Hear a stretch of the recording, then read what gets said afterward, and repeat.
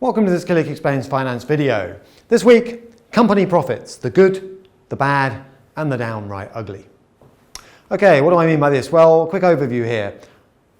Remember, firms have a motive when they report profit numbers. So they want to make sure they hit their profits and earnings targets so analysts are not disappointed.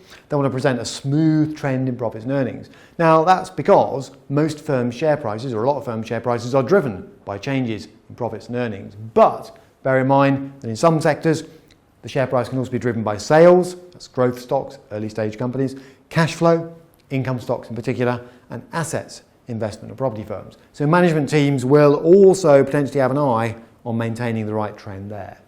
Now, as an investor, you've got to be a bit cynical. So you want a profit metric that genuinely reflects the underlying profitability of the business. Hard to capture in one number, but you've got to at least challenge what numbers being presented and prioritised by management. Is not too subjective to change and is not too subjective. And I would argue there are two of the whole raft of profit numbers that can be relied on, and there are a few that are more rogue, and those are the ones to watch out for. Now, my view is my personal opinion, some will disagree, but here it is. So, the good guys. What are the numbers? And there are two that I think you can rely on. So, these are simple numbers, and people will say they're too simple, but actually simple is often a good thing. Gross profit is one, operating profit is the other. And these are required to be reported by firms, signed off by the auditors, and so on.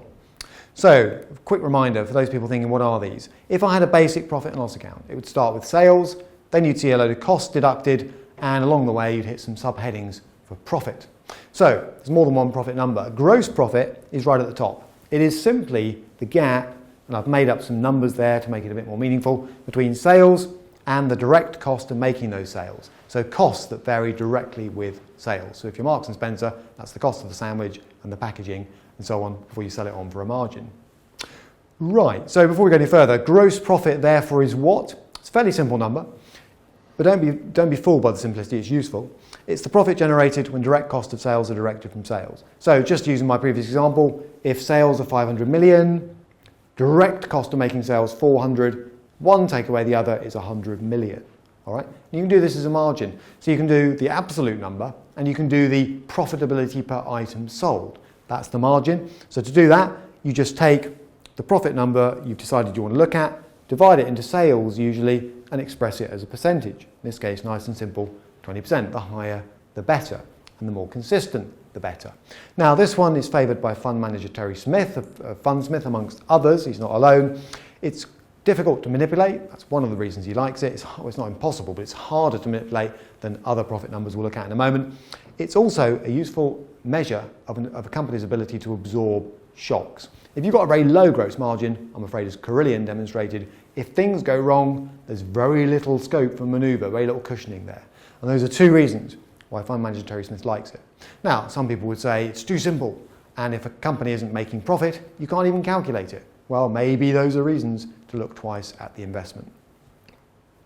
Next up, another good guy, operating profit. Now this is slightly further down the profit and loss account. So here you deduct your direct cost of sales. You also you take off your admin expenses. These can be known as selling, distribution and admin, or overheads if you like. So in my simple example, there's the gross profit figure, 100 million, deduct overheads, 80 million, and you hit operating profit. Notice I'm not taking out finance costs and I'm not taking out tax.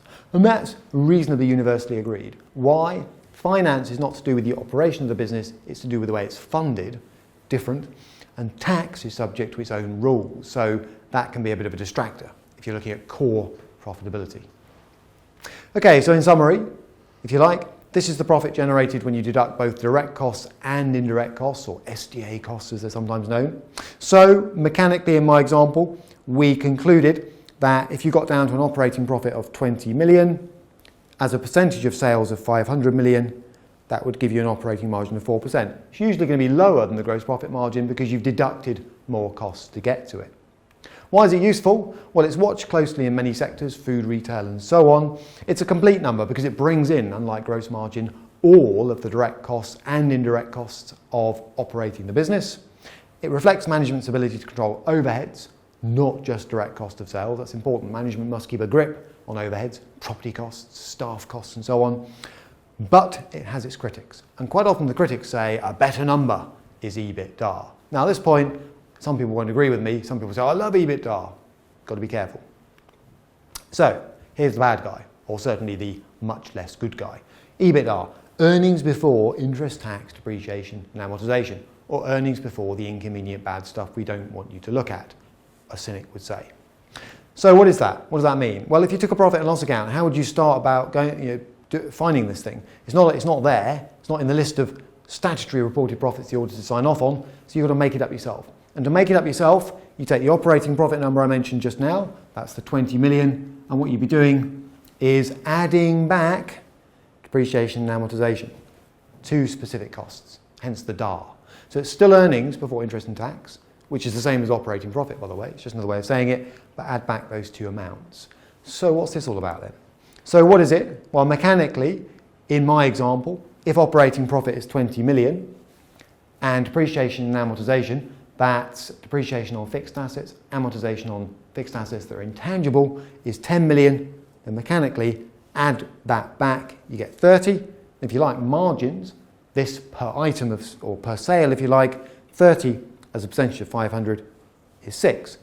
So it's usually going to be a little bit higher than the operating profit margin because you're adding back costs to get to it. Why is it useful? Well, people would say, and here's the logic, here's the sales pitch if you like, depreciation and amortization are accounting measures. What you do is you take the cost of your fixed assets, divide it by an arbitrary period over which you think they'll last or be used, and come up with a charge against profits every year. And that's largely meaningless. It's done to keep the accountants happy. So you want to take those out and you get to a company profit number that's closer to cash flow, something that's more reliable, something that banks tend to like. But be careful, because this one can be seriously manipulated. Let's imagine you are the CEO of a telecoms company and you've been told your paycheck is linked to growth in EBITDA. Well, that could be a gift, because your paycheck is linked to the profit number that's stated before finance costs, before tax, and also before effectively the cost of the asset base you're running, depreciation and amortization. So does that give you an incentive to expand the business at almost any cost, knowing you're immune to those costs, property costs, finance costs and so on? Possibly yes. And that's where it can go wrong. Now, two good ones, one bad one, and this is the downright ugly set, if you like. Adjusted numbers, not a big fan, got to be honest. So what are these? Some firms like to say, well, actually, gross profit's not good enough for us, operating profit's not good enough for us, even EBITDA is not good enough for us. We're going to present the number that really you should be focusing on, our adjusted profit or EBITDA number. And generally speaking, this is a way of knocking out inconvenient costs to present a better profit number. All right? That's a bit cynical, but frankly, that's what's going on here.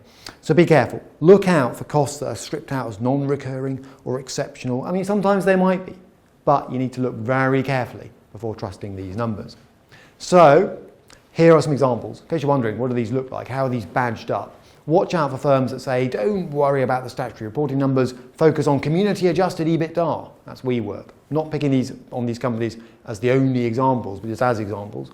Cash EBITDA, that's Sophos Group. Some of these sound vaguely plausible, by the way. Adjusted net income, RH. Adjusted consolidated segment operating income, just to make it really mini-mouthed if you like. That was Groupon. And then one that looks deceptively punchy, trading profit. You might think, well, that must be a statutory requirement, somebody has to report that. No, that's not the same as gross profit or operating profit. That's a number that's created in order for management to present the picture they think you should be seeing. Okay, lots covered there. To email me, and if you don't agree with my assessment, editor@killik.com. And if you want to watch videos that explore some of those terms in a bit more detail, it's killik.com/learn and the shares tab.